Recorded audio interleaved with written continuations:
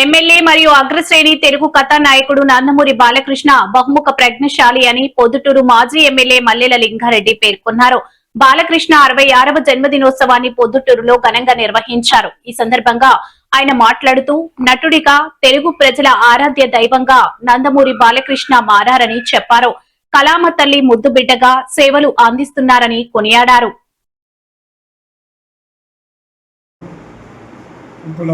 అభిమాన కథానాయకుడు నందమూరి బాలకృష్ణ గారి 66వ జన్మదినోత్సవం సందర్భంగా తెలుగుదేశం పార్టీ నాయకులకు, కార్యకర్తలకు, నందమూరి అభిమానులకు, ప్రజలందరికీ కూడా శుభాకాంక్షలు తెలియజేస్తున్నాము.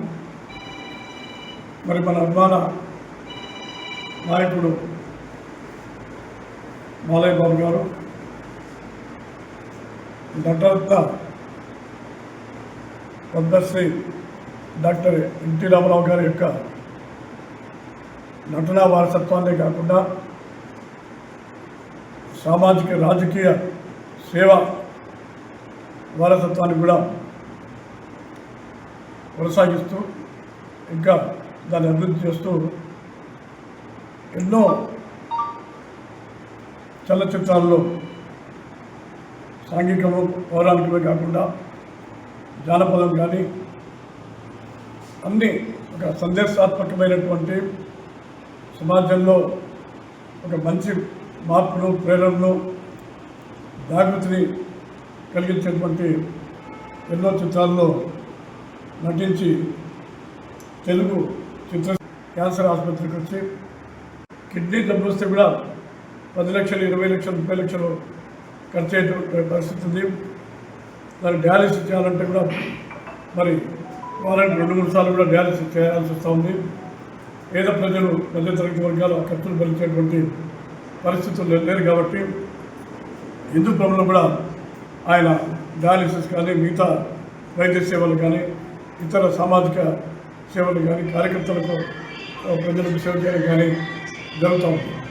అదేవిధంగా ఎన్టీఆర్ ట్రస్ట్ తరఫున కూడా వైద్య సేవలు, ఆర్థిక సాయం కానీ, స్కూళ్ళు పెట్టి, కాలేజీలు పెట్టి విద్య అందించడం కానీ ఇవన్నీ చేయడం జరుగుతూ ఉంది.